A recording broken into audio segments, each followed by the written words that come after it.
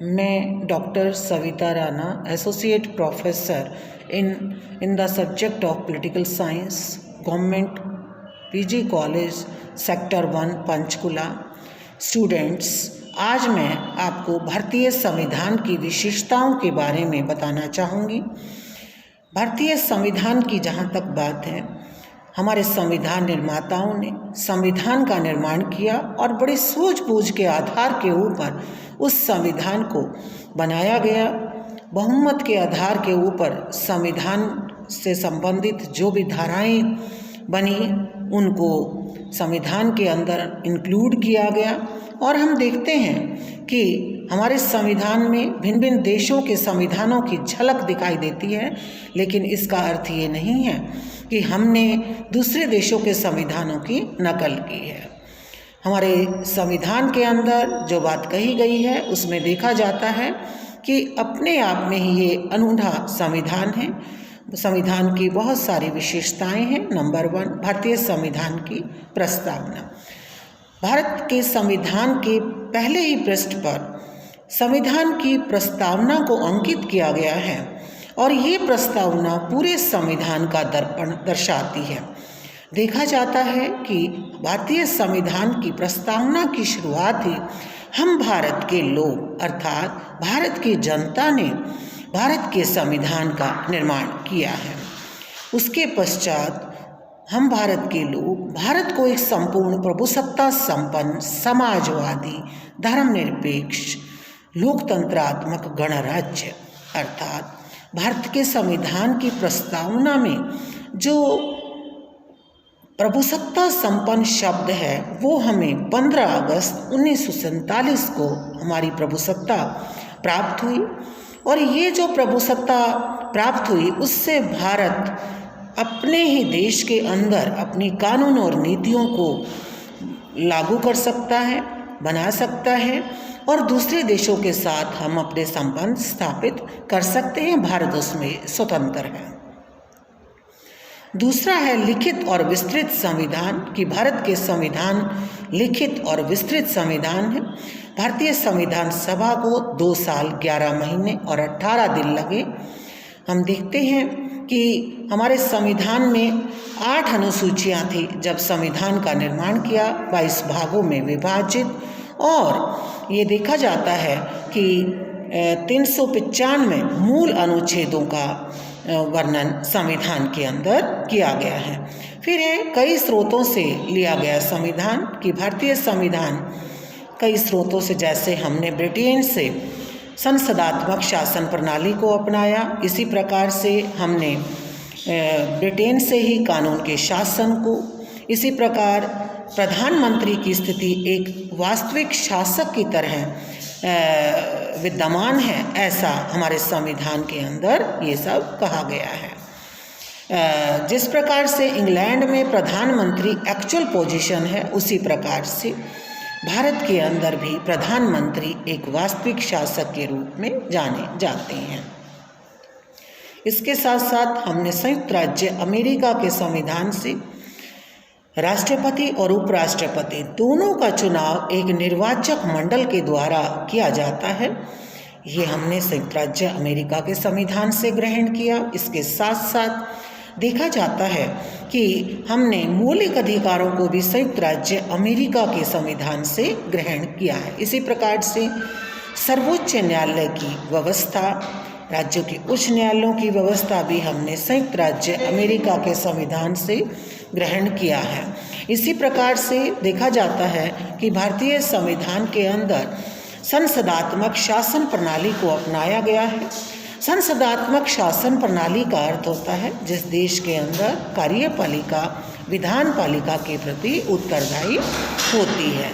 हम देखते हैं कि ये संसदात्मक शासन प्रणाली हमने इंग्लैंड के संविधान से ग्रहण की और इसके साथ साथ ये देखा गया कि जिसमें मंत्री परिषद वास्तविक शासक या सरकार होती है, परंतु वह अपनी मर्जी से भी कार्य नहीं कर सकती। कौन करेगा?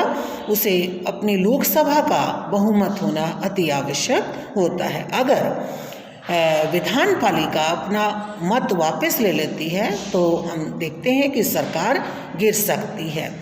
तो इसी प्रकार से अटल बिहारी वाजपेयी के कार्यकाल के दौरान एक मत के द्वारा सरकार गिर गई थी। इसके साथ साथ उत्तरदायी प्रजातंत्र, भारत की जो प्रस्तावना के अंदर प्रजातंत्र शब्द को जोड़ा गया है, प्रजातंत्र शब्द को अंकित किया गया है, वह प्रजा अर्थात जनता का शासन। हमारे चुने हुए प्रतिनिधि निम्न सदन में, चाहे वो सेंटर के अंदर लोकसभा है या राज्यों के अंदर विधानसभा है, डायरेक्ट रूप से इलेक्टेड मेंबर्स उसके अंदर आते हैं। परंतु इसके साथ साथ हम देखते हैं कि राज्यसभा के सदस्य जो है वो भले ही अप्रत्यक्ष रूप से चुने जाते हैं, परंतु वे भी अल्टीमेटली राज्यों के एमएलएज के द्वारा राज्यसभा के सदस्यों का चुनाव होता है। तो इसका अर्थ ये हुआ कि अंतिम रूप में जनता ही शासन में भागीदार होती है। इसके साथ साथ संविधान के अंदर संघात्मक रूप देखा गया है। हमारे संविधान की विशेषता है कि यहाँ पर यूनिटरी फॉर्म ऑफ गवर्नमेंट है, शक्तियों का बंटवारा दो भागों में, केंद्र और राज्यों के मध्य। हमारे संविधान निर्माताओं ने जब संविधान का निर्माण किया तो उन्होंने इस चीज़ को ध्यान में रखा कि राज्यों को अपनी स्वतंत्रता मिलनी चाहिए। क्यों? क्योंकि हम बहुत लंबे समय तक दास्ता की बेड़ियों में जकड़े रहे हैं। इसीलिए संविधान निर्माताओं ने ये उम्मीद जताई, ये उनको महसूस हुआ कि राज्य अपने क्षेत्र में स्वतंत्रता पूर्वक कार्य करेंगे, क्योंकि भारत के अंदर एक मल्टी कल्चर्ड, मल्टी रिलीजन और मल्टी कास्ट के लोग रहते हैं, जलवायु भी अलग अलग है। तो इसीलिए ज़रूरी हो जाता है कि राज्य सूची के विषयों के ऊपर राज्य की सरकारें ही कानून बनाएं। इसके साथ साथ हमारे संविधान में शक्तियों का बंटवारा जो 3 भागों में किया गया है, संघ सूची, राज्य सूची और समवर्ती सूची, ये संघात्मक शासन की विशेषता मानी जाती है। न केवल यही ही, नेक्स्ट जो विशेषता है वह है एकात्मक प्रवृत्तियाँ। हमारे संविधान के अंदर न केवल संघात्मक शासन व्यवस्था को ही बल्कि एकात्मकता की ओर भी संविधान के निर्माताओं का झुकाव रहा। उसका रीज़न था कि जब हमारे देश के अंदर केंद्र की सरकार कमज़ोर हुई, दूसरी बाह्य शक्तियों ने भारत के ऊपर अपना आधिपत्य स्थापित किया, तो हमारे संविधान निर्माता इस बात को महसूस कर चुके थे कि देश के अंदर एकात्मकता का पुट भी होना चाहिए। और इसके लिए हमारे संविधान के अंदर संघ सूची के महत्वपूर्ण विषयों को केंद्र के सरकार के पास रखा गया। इसके साथ साथ राज्य सूची के विषयों के ऊपर भी केंद्र की सरकार कानून बना सकती है अगर संविधान के अनुच्छेद 356 को लागू कर दिया जाए। इसके साथ साथ हम देखते हैं कि अगर देश के अंदर वित्तीय संकट की स्थिति उत्पन्न हो गई है तो वह भी केंद्र की सरकार के हाथ में सारा वित्त संबंधी मामला आ जाता है और केंद्र की सरकार हमारे वेतनों में कटौती कर सकती है और अन्य इस प्रकार की वित्तीय जानकारी के बारे में केंद्र की सरकार का ही सर्वेसर्वा होगा। इसके साथ साथ हम देखते हैं कि भारतीय संविधान के अंदर गैर प्रभुसत्ता संपन्न संसद है। भारत के अंदर संसदात्मक शासन प्रणाली को अपनाया गया है। 2 सदन हैं, एक लोकसभा और दूसरा राज्यसभा।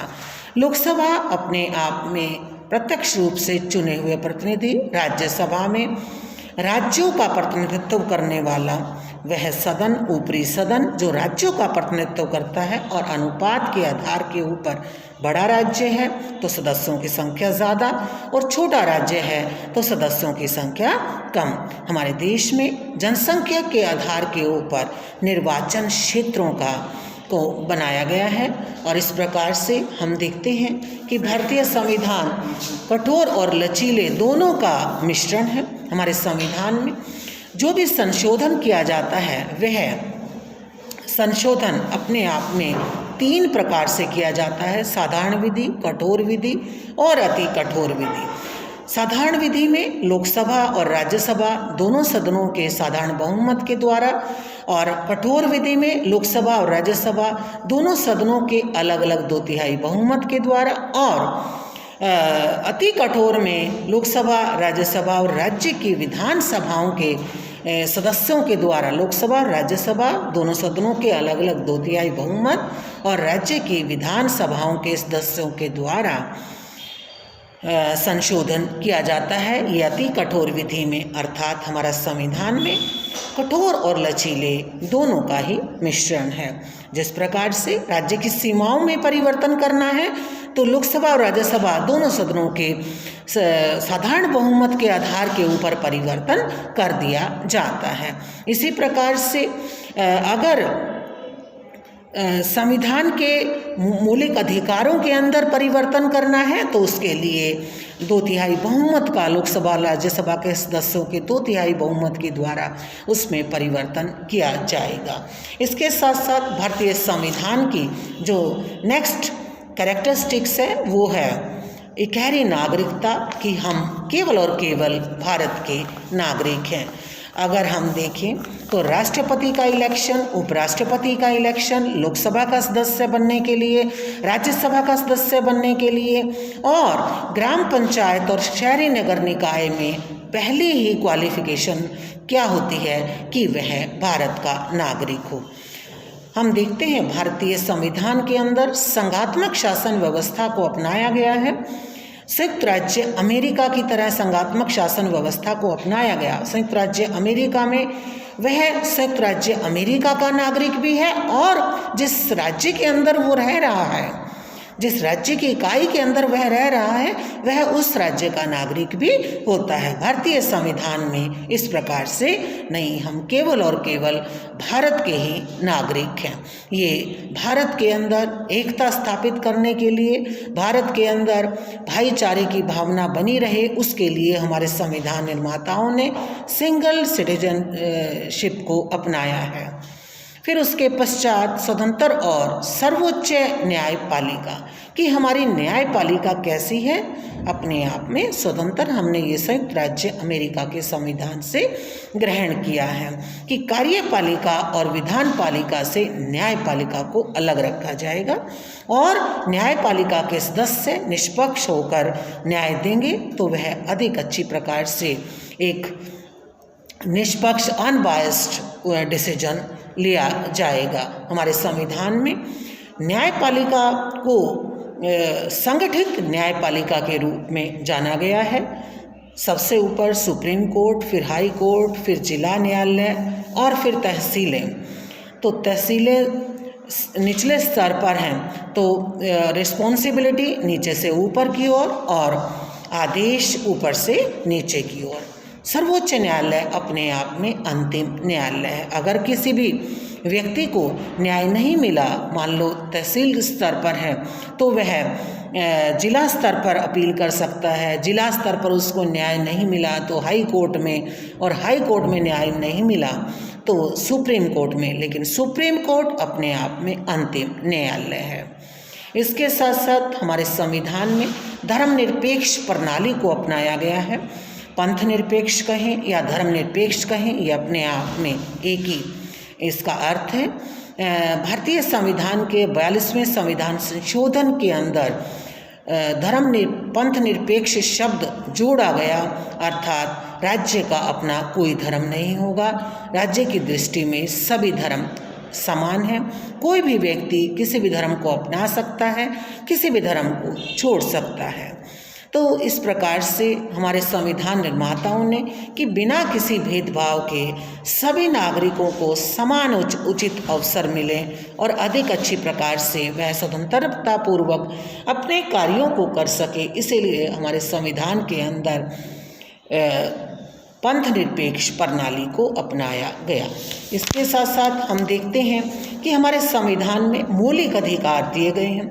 मौलिक अधिकार संविधान के अनुच्छेद 12 से 35 तक उनका वर्णन किया गया है।